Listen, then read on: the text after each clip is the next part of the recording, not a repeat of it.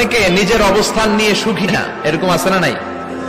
আল্লাহ আমার এটা দিল না রে, ওইটা দিল না রে, পাইলাম না রে, কিচ্ছু হয় না, কি করব জীবনে, হতাশ। আসলে আছে কিন্তু অনেক, কিন্তু শুকরিয়া নাই, ডাকাত, ঠিক কিনা?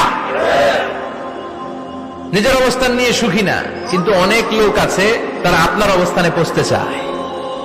তাদের দিকে তাকিয়ে দেখেন, আপনি যে অবস্থানে আছেন এই অবস্থানে পৌঁছাটা অনেকের কাছে স্বপ্ন। তারা প্রতিনিয়ত সংগ্রাম আর স্ট্রাগল করে যাচ্ছে আপনার অবস্থানে পৌঁছতে, আর আপনি এটা নিয়ে সন্তুষ্ট না। শেখ সাদির নাম শুনেছেন? বালাগাল উলা কাশাফাত দুজা, এই কবিতাটার রচয়িতা ইরানের বিখ্যাত এক কবি। উনি একবার আর্থিক সমস্যার মধ্যে দিয়ে সময় কাটাচ্ছেন, টাকা নাই, পয়সা নাই, পায়ে দেওয়ার মতো জুতা নাই।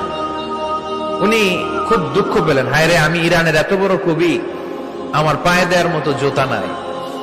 দুঃখ ভরা মন নিয়ে রাস্তায় হাঁটতে বেরোলেন। হাঁটতে হাঁটতে হঠাৎ দেখলেন একটা লোক শুয়ে শুয়ে কাঁদছে, ওই লোকটার দুইটা পাই নাই, পাই নাই। উনি সেজদায় পড়ে গেলেন, আল্লাহর কাছে ক্ষমা চাইলেন, আল্লাহ অনেক দিয়েছ, শুকর আলহামদুলিল্লাহ। এজন্য যেই পরিস্থিতিতেই থাকি না কেন আমরা কি পড়বো? জোরে বলেন, কি পড়বো? এজন্য কানাতু মিনাল ইসলাম, অল্পে তুষ্ট থাকার নাম হলো ইসলাম। সম্পদ লাগবে কিন্তু সম্পদের পাহাড় লাগবে না, ঠিক কিনা? অল্প খান, অল্প পড়েন, অল্প জমান, অল্পের ভেতরে বরকত ঢুকাইয়া দিছে কে?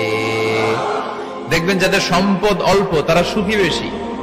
জরিপে এটা দেখা গিয়েছে, অনেক সার্ভেতে এটা এসেছে, যারা সম্পদশালী এরা দুঃখী বেশি, এদের দুঃখ বেশি, টেনশন বেশি।